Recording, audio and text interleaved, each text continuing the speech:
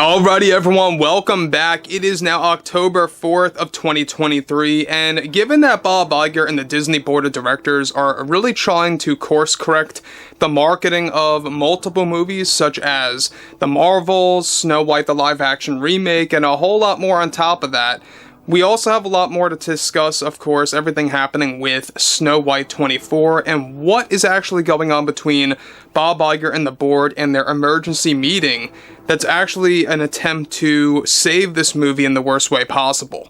This is Mike Zero. Subscribe if you're new and like this video to see future updates. I'm also on Twitter at Mike01. I thank you all so very much for the great and kind support. Now, one thing about this movie, and I know I've said this endless times, there is nothing that you can do to save it. The only thing that you can do to save your image, whatever's left Disney, is to Batgirl this thing and lock it up in a vault somewhere, as Brendan Fraser said about Batgirl. It's locked up in a vault somewhere, and it will never see the light of day. That's exactly what needs to happen with Snow White, but this Band-Aid approach that Disney is doing with Snow White, it's not going to help. So let's go into the specifics about what's happening here and what they are embracing for the remainder of 2023 leading into 24. Now, specifically, alright, this is where everything begins to go in a downward spiral. We know that Iger, in my book, is the worst CEO at Disney. He has no clue of what he's doing. He's a liar. That's why I call him Bob Liger. He really strings people along, whether it's the general public or the shareholders. You know, the whole quieting down the noise, that was a whole lie as well.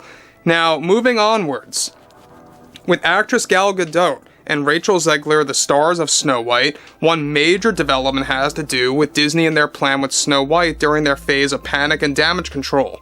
A recent emergency meeting recently took place for Disney that focused on the marketing of both The Marvels and Snow White. In a shocking turn of events, Disney had a long concrete plan of investing, get this, $100 million in the marketing of Snow White. This has now reportedly been slashed by a whopping 45% in order to save spending on the film, which is in turn only going to hurt them further with less exposure. Disney will be running nearly, of course, half less the intended commercials, TV spots, and repeated trailers in theaters in front of audiences of other films that are now getting a major revision by Disney. They are also now going to be hiding the remixed song of Hi-Ho from the Snow White trailers and TV spots as well in an attempt to reduce the backlash as much as they can.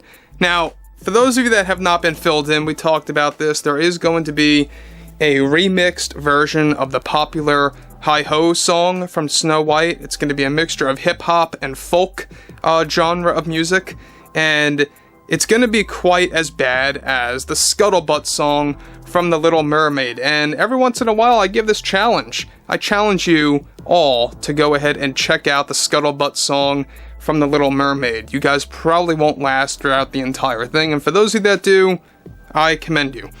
Now, this emergency meeting also involved Bob Iger making a quick effort to hide the 7 magical creatures and the actors that portray them from the world premiere of Snow White, which is fully intended to take place in early March, which is still a go as long as the SAG strike is over by then. The actors of the magical creatures have also been completely restricted from appearing not just at the world premiere and late night television for Snow White, but also from taking part in interviews for morning shows, not just late night. This had to do with 2 different factors. One, Disney is trying to hide the actors that represent these characters as much as they can, and 2, the actors of the magical creatures have been very unhappy and involved in a serious grudge with Disney over making false promises related to their promised screen time in the movie that has now been greatly reduced due to re-edits. Now, I don't know if you guys have been following for a while, but if you are, and have been, you guys are very much, in tune with the fact that there are a lot of re-edits happening with this movie. That is their plan A. Their plan B is to do some reshoots if and only if the SAG strike comes to a close by November 1. And if it does, they're going to do some reshoots as fast as possible without having to delay the movie from its late March release date window. Now, if they want to do more extensive reshoots, they're going to have to delay it until June. That's basically the strategy right now by Disney, if they want to course correct that movie in a different path. Now look, no matter what you do, whether it's reshoots or re-edits, it's not going to fix anything. You got the 7 magical creatures in there that look like hobos. You've got Rachel Zegler portraying Snow White. And that's that. That's all there needs to be, said there that's going to ruin this movie. And I think that the only thing that this movie has going for it probably are the visuals. That's about it. And even that is flawed in multiple scenes based on the failed test screenings. So what's interesting about this is that the final part of their emergency meeting involved hiring a major singer to represent Snow White to perform a song at the world premiere after Gal Gadot refused to take part in that. Disney is now looking at several singers to, of course, ones that are affiliated with Disney already, to take part in this opportunity after Gal refused to do this at the world premiere. So this is something that we also lightly talked about last week. You guys may have missed it. Gal was supposed to be one of the major singers to promote and represent Snow White at the world premiere, and representing a song that was actually to be inserted into the movie that is now no more. So what Disney is doing now, in a desperate attempt, is to just get some generic song to be played in front of Snow White footage to actually promote this thing and to get it out there. They want to make this world premiere, live streamed on the internet. They also want to do it that way. That's their overall approach. I think it's going to end up really bad on their end. And look, the SAG strike, there are negotiations happening today. So if it does end today, or maybe even tomorrow, who knows how far this thing is going to go, they are heavily reliant on the SAG strike either ending or not ending if this world premiere is a go or not. As of right now, it's still ahead as planned, but it may not happen if the SAG strike persists. That's the only problem, because they want the world premiere to basically be like a big destination of interviews, correspondents asking questions to the stars of the film, stuff like that.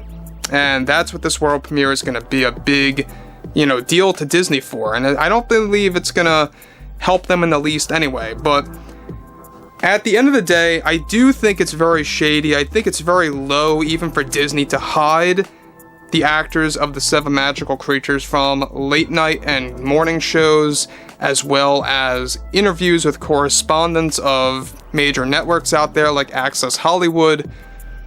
It goes to show you that Disney's very much afraid after those leaked photographs went viral.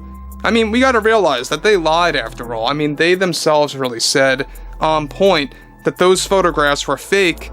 Then they backtracked and said, yeah, you know what, those photographs are real, but they're just not officially taken by our photographers affiliated with Disney.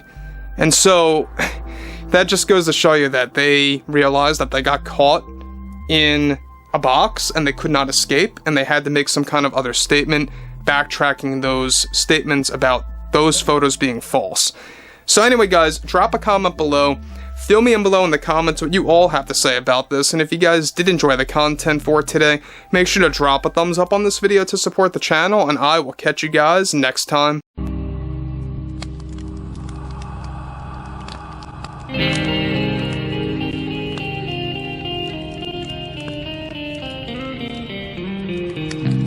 Gun in hand, we are alone again. No hiding on one. From night to moon, we hear them moans again. No.